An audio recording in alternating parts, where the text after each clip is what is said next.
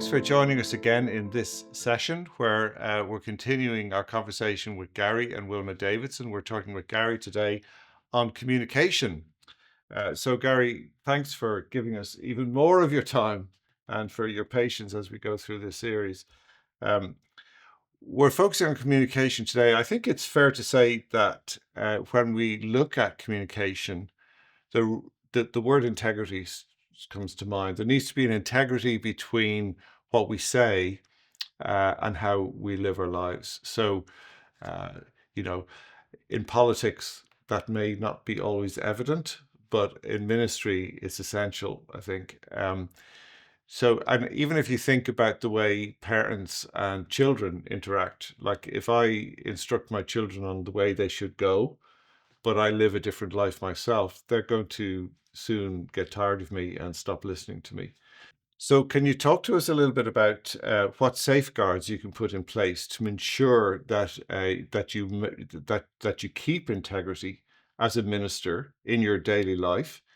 That lines up with the words and the messages that you're speaking to people. Someone has said that integrity is not the main thing, it's the only thing.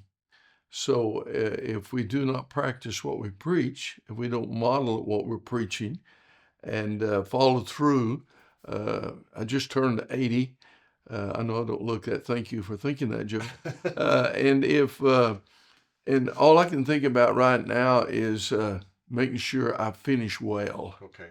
And so to do that, what I preach must be something I also model. In fact, if I don't model it, it will not have any impact.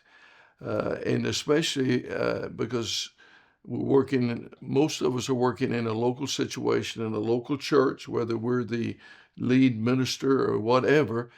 So others are watching our lives daily, how we follow through. And I, uh, I was really moved many years ago by a very good friend, Dick Foth, who's great, one of the best communicators I ever heard. I remember him saying after years, he had planned a church, built a great church, left, took on other ministry. They had a reunion for him, and he went back. Now, Dick is one of the finest communicators I've ever heard. I can still remember some of his illustrations and stories. But when he went back and he spent several hours with the people he had pastored, he said no one mentioned one sermon he preached. Now imagine that, all these hours we put into a sermon, but they all mentioned how he made them feel, how he was there at critical moments in life, and how he modeled what he preached. They couldn't tell him what he preached, but he modeled it. Yes, so they could see it in his life. They could see it in his life daily, and that impacted their lives. Yeah.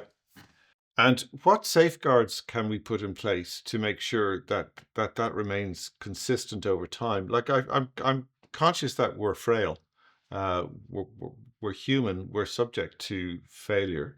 Um, Hopefully, we put enough safeguards in place around us to make sure that we don't fail seriously or that we can recover quite quickly. What sort of safeguards have you put in place over the years, and would you recommend to others? I think you have to be accountable. I think if you're married, you need to be accountable to your spouse. You need to be open and honest whenever he or she corrects you. I think you need to have individuals around you that you have built tested relationships with. And I think tested is the optimum word. You and I have served together, worked together for, I think, over 40 years now. And I think we would both admit in our first few years, we hadn't tested a relationship that we could be open, transparent, and vulnerable. But over the years, we developed that. So I would feel accountable to you. I would certainly feel you had the right to speak into my life. And I think you would feel the same way. So we have that mutual accountability. But at the end of the day, it's still based on me, myself, or yourself being a man of integrity. And if you're not open and honest, or what is it? We ask, how are you doing? Have you watched anything you shouldn't watch? Have you related to somebody in an inappropriate way? And then when you finish with all those questions, then you say, are you lying? Yeah, I know. And I think just sort of thinking about what you're saying, one of my very good friends, Andrew McNeil, and I have had an accountability relationship, a very strong one over the years. It did take time to grow, though. That's right. And in the early days, we went through lists of questions, just like you said, and indeed, the last question was, "So have you just lied to me?" Yeah, Which was rather amusing, but it did put you on the spot. But it took a while for us to be really, really open with each other, and because trust had to do, we had to that's right. develop trust. So that's would you say that's a normal part of developing that close accountability relationship with somebody else? If I know your history, I talk about the three I's. You know, you got to be intentional in developing relationships. You've got to be willing to invest time and resources, and then for the sake of the I, information or history. So if I know your history and you know my history, you're going to know as we walk together, you're going to understand why I react like I do Okay. because you know my history. We uh, when we first came to Ireland, we took in a lovely young lady named Mary Murphy at the time, Mary Barron today. We took her in for a few days. I often say I took her home for 3 days, and that was 40 years ago. I don't think she's ever leaving. But I, when I understood her history, her background, being raised in an institution, the terrible abuses that went on against her person and against her friends there, then I understand somehow we'll be talking and she'll react. I know why she's reacting Okay. because I know her history. Yeah. But that means you've got to invest time with individuals so you understand them. And then you develop that relationship where they can speak into your life. Yeah. And I think that only happens over time. Yeah. But the prize, and this is probably worth bringing out, is that um, this seems like a big investment of time into maybe one or two individuals. You're probably not going to have too many that you're No, going to be that no, account open with. And you kind of say, why am I investing all this time? But actually, it's a safeguard for myself that's right. that I will remain a man of integrity, living according to the word that I actually speak. Absolutely. And that's essential for ministry. So just an aside here, in the middle of this, the the weather outside changed. Can you imagine in Ireland the sunshine came out, so we had to close the curtains. So you will see a continuity issue. However, we'll carry on with the conversation, and thanks for your patience with us. Um, one of the questions I have in my mind about accountability relationships is, how do you find somebody to that you can develop that relationship with? I have a very good friend who also I serve now, Dr. Darrell Wooten, who is the OKG, Oklahoma Assemblies of God superintendent. And he talks about the three C's, you know, the importance of character, importance of being competent, and the importance of chemistry. And he said, you know, over the years, I've understood that chemistry is more important than being competent because I can teach someone how to be competent. But if you don't have the chemistry, and I think that's true not only between the individuals, but if couples begin to relate. I mean, for instance, you and Ruth recently spent time with Wilma and you and I have had chemistry for years, and we'd not spent that much time together as two couples. And Wilma and Ruth had that immediate chemistry, which of course means as a couples we can relate. But I don't know how you make chemistry. I just know it It happens. happens, yeah. Yeah, And I think it probably means, I suppose I can imagine uh, people who are maybe starting this journey of accountability. Um, and I can't overemphasize the benefits you get from this. I would encourage anybody to do it.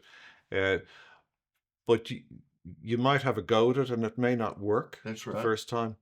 Try somebody else. That's It's right. actually Absolutely. okay, but keep looking until you find someone where that chemistry works and where you know their character, they're people of good character. Uh, Yeah, and I think we look at the life of Jesus. He had the crowds. He had the those that gathered around him. He had his disciples, and then he had three, yes. his core group. And I think as individuals, we have to understand we need a few people, but usually just a small group in that core that we feel comfortable relating to on an ongoing basis. Something interesting, I was recently reading through the life of David, and something happened to David in his life after Jonathan was taken out. Right. We think about that closeness they had before, and he never had another Jonathan in his life. And we see some of his most significant failures happened because Jonathan protected him Okay. numbers of times. And I think that's what a Jonathan does in all of our lives. They see the danger. They say, you need to watch this. I have been blessed in my life that Wilma has at times said to me, you need to be careful about that individual. And there's times I actually said, no, you got it wrong. She had it right. And she protected me. Yeah, yeah. Which is one, that's a beautiful part of the relationships that Yeah. we have with people that are that close to us. So let's say, assuming that we've got integrity tied down now, we Yeah. understand everything about it. Yeah.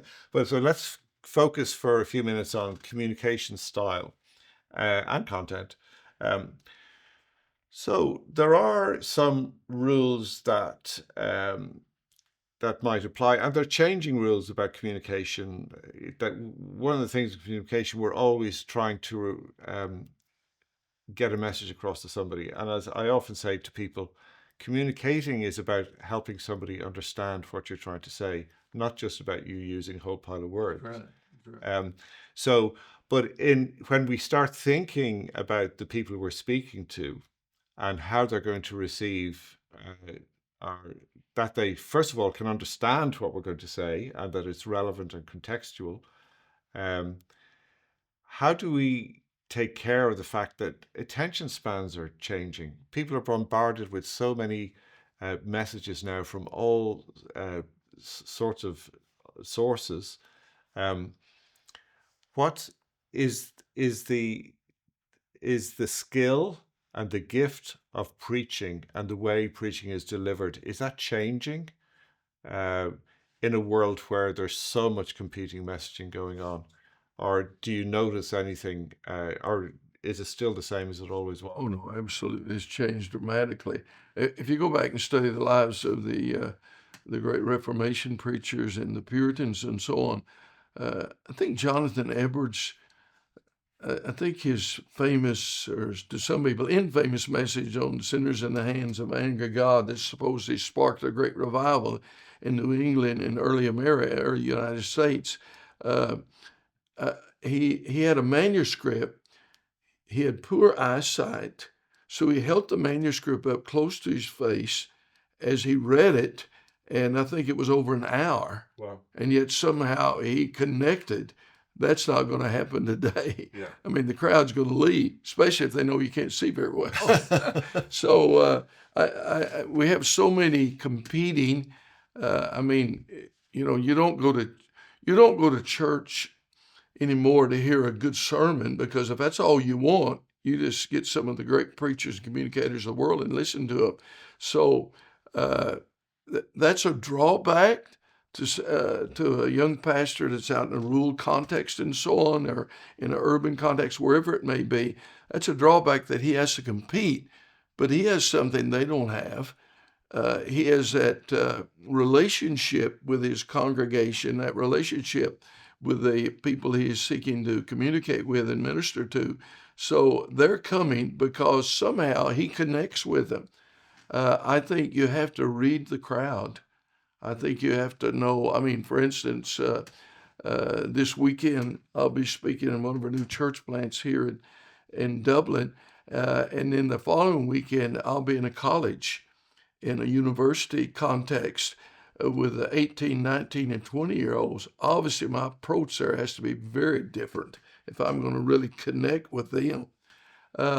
So I think we prepare ourselves, we read the crowd, and then if we don't have the Holy Spirit, we're just giving a speech. Yeah. Part of the as far as I remember, this goes back to a conversation we had about sort of the three C's of communication. Yes. and I have a note of them here for their clarity, conciseness, and consistency. Um, and in a time when we're competing with lots of other messages coming from all sources, uh, we need to be really clear. We need to be concise, I'd say, probably more so today than we used to be, Yes. because attention spans are dropping. And there needs to be consistency in our messaging. Can you talk to us? What are your views around those rules? Uh, Trying to remember the exact quote, but I've heard the statement made to this extent that sometimes we think communication has happened when it hasn't happened. Right. So I think the importance of clarity, where we're going with a message, and being very clear and clear about what kind of response we expect. I think being concise. You've heard the term of, well, boy, he chased a rabbit on that. And recently I was doing a message, and afterwards, one was said, "My goodness, you chased 2 or 3 rabbits on that message there," which, of course, said to me, she was telling me you went way too long. You said too much. So, but people are not going to sit for more than 20, 25 minutes. And we've talked about in the context of what we're doing here. Yeah. And if more than 20, 25 minutes, probably people are not going to relate to us. I also think that's where, and we'll talk about that some, the importance of storytelling. um, that in the middle of that we're trying to get a point across, we have to give an illustration that connects with the congregation and where they're at. Jesus was the master at this. He knew his congregation mainly made up of individuals in the uh, agriculture economy. So he used those fantastic stories where there was sowing and reaping and so on because that connected. And I think we have to be concise and relating today. Otherwise, people are not going to. Attention span is just what, 3 or 4 minutes. Yeah. And one of the things that strikes me on the consistency side is, you can, and this might be a bit more over time, but you can start off with an understanding of what God's saying to you, and you can use that and the study and the reading that you do to help bring a message together, or a series of messages even over time. But somewhere in your journey as a preacher, you can get new insights, and you can become closer to God. You can do more reading, and you suddenly the light switches on in different ways, and you get more illumination onto topics. So your message may change over time, That's right. and yet consistency is important. How do you handle, or how would you comment on that need for consistency in messaging over time? So you're not saying this one thing one week and another thing another week, but there's a consistency there, but yet allowing yourself the opportunity to develop as a minister, as a preacher. Well, I think we've seen individuals who changed quite dramatically in their ministry. I think of an individual that basically preached the gospel, preached the importance of salvation. Everyone has to respond. Everyone should be born again. And then he felt he had a revelation that basically we would call universalism. And he said when he first saw his child, when he had his first son, he was in his 40s, and he suddenly realized that, well, this was God's creation. So some way everyone was going to heaven. Well, the inconsistency in that statement, he had a mega church, and nearly overnight he had a very small congregation. So, and I think if individuals that have traveled with me for years would say, probably the one thing I've emphasized more than anything, and I feel strongest about, is the grace of God. And I had preached for a number of years before I really understood. I could say the unmerited favor of God and, God's riches at Christ's expense, His grace. But one day I just suddenly, it dawned on me, it was like it was a revelation, had such illumination into that it was by grace that we're saved and not of our works. Because I think I would approach God with, well, I've prayed a lot and I've given a lot and I've fasted, done this. And yet God, I mean, the perfect example of that is when Jesus comes out of baptismal waters, and from heaven, God says, "This is my beloved Son." Jesus had not, as far as we know, not done much except maybe make a three-legged stool. And then suddenly, the Father of heaven said, "This is my beloved." So it's not based on what I've done, it's what he's done. So I think over the years, I found myself at the end of many of those hundreds or thousands of messages emphasizing it's by grace, and watching people that just sit there and they're not really responding, and suddenly they have the revelation and they respond and have that encounter that changes trajectory of their life forever. Yeah. And that's consistency. So what I suppose what can happen is the consistency of grace, of speaking about grace, is always there, but you get a better understanding of what Yes, grace actually is. So you're developing rather than changing. like a revelation. Yeah, like a Yeah. revelation. Yeah. So when you're preparing a sermon, I suppose I've got two approaches in mind. One being that you get a word from the Lord. You spent time studying, you spent time reading, you spent time praying, and out of that time, something stirs in your spirit to say you get a sense of what God wants to say, and you prepare a sermon and you deliver it. And the I've known people who feel their job is to get the word from God and deliver it, and that's their job done. Another approach might be to say, um, my job is to take care of people and bring people, help them develop in their spiritual walk, with their walk with God, and in life. So while I'm preparing a message, I'm looking for an impact on people. I'm looking to go beyond the message and to see how it's landing, how people are responding, and what of impact. What are your thoughts around those two approaches, and what approach do you take? Well, first of all, I've never felt like my job was to deliver the message and leave it. And I think I've seen individuals who basically showed up, did their thing, and left. Uh, and I've had one or two as guest speakers. Guess what? They never came back again. Uh, but I always knew my job was to minister what I felt God had given me, but then interact with my people at the close of the message over the next week or so. And I've always went with the idea that I'm preparing something, but next week I got to prepare again. And so, and I would, how do I get a message? I get a message in prayer. I journal. I try to hear from the Lord. Sometimes it rises out of needs of the congregation that week in a counseling or just becoming aware of what was going on. And oftentimes would actually do a series, a topical series that address emotional needs, whatever it might need of our people. But somehow just to hear from the Lord, since this is what God's saying. And then there's been times I've been preaching and realized I wasn't connecting. Uh, Someone said to me once, when you begin to think on your feet, then you're going to move the next level. And I can remember once preparing a message on prophecy, and I suddenly saw these people walk in that I didn't know, and I just knew I was not going to be speaking on prophecy. And so I began to find appropriate scripture and shared it and so on, and basically felt like I needed to go over the salvation message. And I watched as these people that walked in, every one of them responded to the Lord and came, and it was actually a grandmother, a mother, and her daughter. And so somehow we got to think on our feet. We got to read the crowd, see what's happening. And I know in the years, and I would still do this today to some degree, uh, I would often start a meeting in the back of the meeting and try to see what is happening. And even prophetically, God would speak words of knowledge or words of wisdom. I would be drawn to somebody.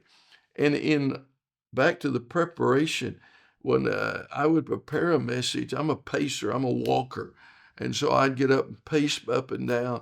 And sometimes I would, as I was preparing, I actually see someone in the congregation and uh, and know their story, know their history, and that would actually shape my message. not realizing the next Sunday when I'm speaking, and they have influenced some of what I'm sharing. Obviously, there was someone else there with the same difficulty, challenge, and watch them respond. Mm. And at the end of the day, it's just a speech unless the Holy Spirit shows up. And I think the key thing that your emphasis is that you're looking for a response in people. Oh yes, You're oh always yeah, looking for that. yeah, You want this landed, and I suppose the other thing is um, that's clearly coming from what you're saying is allow the Spirit to talk to you right up to the moment that you're yes, delivering, yes. and including while you're delivering, because you can shift. You can shift in the middle of a sermon. That might be an art you have to develop over time, but it's something that you need to be open to. Well, I think you have to have the confidence, and I remember preaching in a church with a translator, and halfway through my message, I had this sense that God had a word for this pastor, Pastor David Vaughn, and so I'm speaking to the congregation, and I meditate on this word. I don't even know how you do that, but somehow I did it, and it was so overwhelming. I remember stopping, and I said, Pastor, I have this word for you. And he looked at me and he translated what I said. And then he said, go for it. So I shared this word with him. And I could see he was moved. I was moved. I went ahead and finished my message, gave a response. People responded. I remember at the close of the service, he said, I want you to do the next service. You'll have another translator. Then we have to talk. And I remember he said afterwards, we met, he said, that word you have, God gave me 4 weeks ago. Wow. And it was so overwhelming, I couldn't. I thought it was too big. And then I was broken. He was broken, and I was broken. Early on, I couldn't have done that because I couldn't have kept my train of thought going Yes. and still meditating on what is God is saying. And I say only the Holy Spirit does that. Yeah. You're a great storyteller. I think it's a gift that you have, and it's a particular style of preaching. I'm conscious of having dabbled in all sorts of areas throughout my life, the importance of storytelling in all areas of life. Um, so tell us a little bit about that style of preaching. You don't only tell stories. Hopefully, I You give a little theology. you a little theology in there, yeah, and most of it's pretty good. Oh, thank you. I appreciate that. So, but would you talk to us about your style of preaching and how you develop it, and maybe different styles you use in different circumstances, getting the style right for the circumstances you're in, and also leveraging the gifts you have as a person. I think we're all influenced by those that mentored us, whether at a distance or next to, or someone we're very close to. But there was was evangelist and pastor in my life when I first came to the Lord. His name actually was Moses. That's how old I am, Joe. I Wow, actually, yeah, that's a Moses. long time Except ago. he was Moses Jones, a Oh, Choctaw okay. Indian, and he was a golden-tongued orator. And I was so influenced, but I noticed he would take the scriptures, he would unpack the scriptures, and then he would give this great illustration or tell this great story from his life or his family's life or someone that he knew. And I just remember how that impacted me, how that touched my life. And so I think that and a number of others like that really shaped how I spoke because if it connected with me, then I felt it would connect with others. So over the years, that's just become my style. If I had a 3-point sermon, then probably each point there was going to be some illustration. It might be a very small illustration, or it might even be just a great story that I ended with to try to impact Right. and touch and evoke a response from the people. And at the end of the day, the greatest storyteller ever lived was Jesus. Yes. And he Yeah. told those magnificent stories, individuals that wouldn't even believe in God still, the word, the statement, the prodigal son resonates with the whole world, Yes. or the Good Samaritan story. So Jesus was a storyteller, and of course, out of that, he gave impact. And then he used these colorful terms like whited sepulchres, referring to the Pharisees, and they understood what he was saying. And I'm sure they were angry, and I'm sure the people that were listening that knew that about him and would have seen them nearly like hypocrites. I'm sure there was a laughter among them, which of course didn't endear him to the Pharisees or the Sadducees, but he was a great storyteller, and it worked for him. If it worked for the master, probably it'll work for us. And you would probably do you use different styles in different settings, or do you always work on the story? Well, of course, it's what I'm asked to do. Right. If I'm asked to go in and do a leadership session, Yeah. then obviously I'm going to take some character out of the Bible, Nehemiah or someone, and use them as the context, and then how he's able to build walls in 50 something in 52 days. Because he's able to motivate people and draw. So that would be my approach in that. If I'm teaching a Bible class, this could be much more expository. Right. So yes, I think but if it's a Sunday morning meeting, and you got hundreds of people from all ages, 11, 12 years old to 70, 80, 90 years old, that somehow you've got to bring a message that touches all of their lives. And at the end of the day, the Word of God does that. Yeah. And we have to trust the Word of God and the message that it has. So, yeah, there would be different approaches, whether it's topical or narrative or expository. And I think it's up to the crowd we're seeking to evoke a response from. Yeah. One of the things that strikes me about preaching in particular, but also in general decision making, as I look about the process that people go through to make decisions, and uh, it's really important. Like if you're in a position where you're trying to influence or bring people along a certain road, you kind of need to know how they make decisions. Um, so certainly information, giving people information is very important.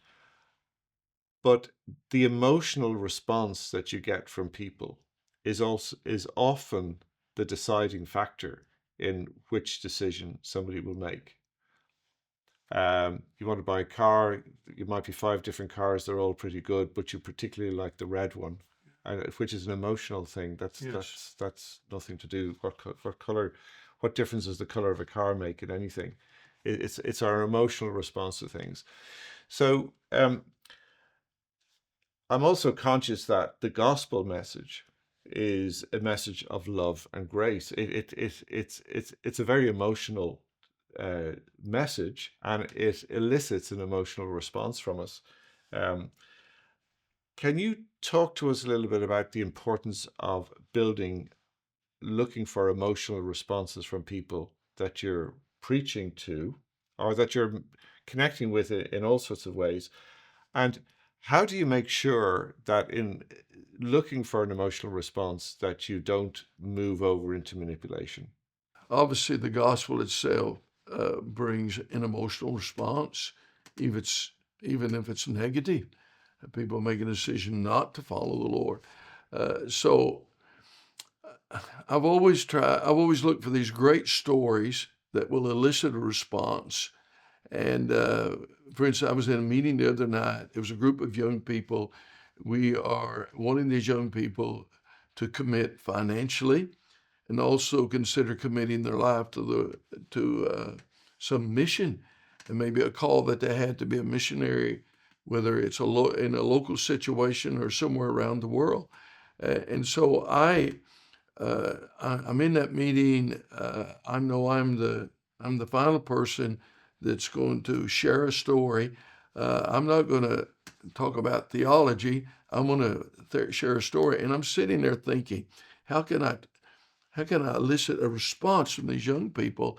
And I remember the story of a great friend of mine, David Grant, who always had a heart for missions. He's 14 years old. There's a missionary in his service. The missionary is encouraging people to give for to reach a world that was lost.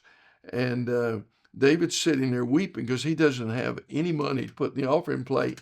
So when the offering plate comes by, he suddenly takes it, puts it on the floor, steps in, and he said, "All I've got to give is me." Wow. And you know, when I first heard him share that story, and at that time he was in his 40s, so it happened over nearly 30 years before, and that came to me. So I share with this group of young people, several hundred young people, and I tell his story, and I mean, you can just see they just listening, and then whenever I say, because of his willingness to give, he raised up a ministry called Project Rescue that at this point has rescued 700,000 women and children from sex trafficking.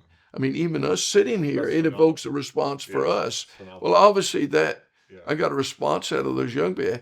I mean, the older people start weeping. And just the value of a great story. Yeah. And then I think we have to be wise. Are we using the story to get a response, the correct response, or we use it maybe to manipulate? And I think we have to trust the Holy Spirit. And I know there's times I was going so strong with something, I suddenly realized I was actually pushing too much. I don't even know what that means, except I had this sense, now, Gary, you're trying to manipulate, which is obviously the Spirit of the Lord. And I had to pull back.